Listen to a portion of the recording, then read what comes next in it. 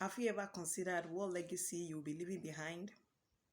When you are no longer here, what are you going to leave to the world to enjoy? Hello, blessed viewers. It's another edition of the Morning Dew. It's the Monday edition, and I am most excited coming on board again. To God be all the glory who has spared our lives to partake of this blessed day. Yes, have you ever considered what legacy will you be leaving behind when you are no longer here? Has it ever crossed your mind that when you are no longer here, what will you be remembered for? Have you engaged in activities? Have you done things that will make your name, that will make your name very difficult to forget when you're no longer here? Have you done those things? Have you engaged in those activities? Yes, today Morning Dew is calling your attention to the fact that you need to begin to engage in those activities. Have you written a book that can outlive you?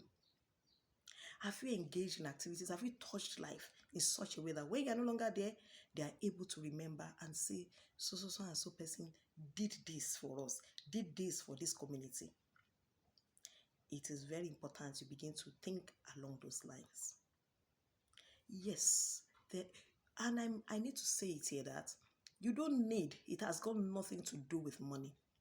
Where you are presently, you can begin to affect life in your own way.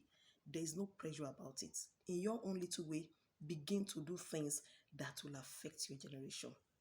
It can just be a word of kindness, just a word of kindness to someone that will save them for being depressed or even from committing suicide. It can be an act of kindness that will open someone's eyes to the need to also be kind to someone. These are small acts which over time can culminate into very big impacts in the life of individuals around you.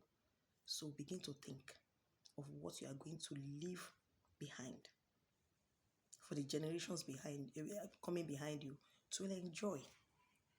And of course, I want to bring forward this example. I was with a few friends sometimes ago, and a lady walked up to them and asked for a favor. And the minute she dropped her name, they asked her, "Are you so and so person's daughter?" She answered in the affirmative. She affirmed it that she is, yes, so and so person's daughter. And immediately all of them came for her and they told her how bad her father was to them. They went on and said a whole lot of unprintable things to her. And I looked at her. Her spirit was crushed. She was not happy. And it occurred to me immediately that this man has left behind a legacy that will crush generations after, especially his children. They are going to be in for trouble because of what he has left behind. And so this is a very humble call to you. Begin to reconsider your ways. Are you sure that if your name is called at any place, maybe your kids are looking for one favor or the other and your name is mentioned, are you sure that your child will go back home happy? Are you sure your child will go back home proud? Don't deceive yourself. If you cannot answer that in the affirmative, you really need to work on yourself. It is time for you to begin to reconsider these things. And it is in your power to change. So let's consider leaving behind things. Is it a book that you have written that generations after you will keep making reference to? Because it's going to be a hub of knowledge. Begin to think. Don't just think of what you can do for yourself today. Don't just think of what you can have today and consume all. Think of the generation behind you. What will you be leaving for them? And of course, I don't want to forget my dear women. Yesterday was World International Women's Day. And of course, it's better late than never. I am celebrating every woman all around the world. Yes, you are the real hero.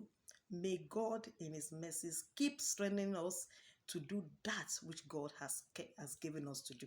Our assignments will not fail. God will help us to keep being who He has created us to be. I celebrate you, dear woman. Stay blessed and have a beautiful week. Bye.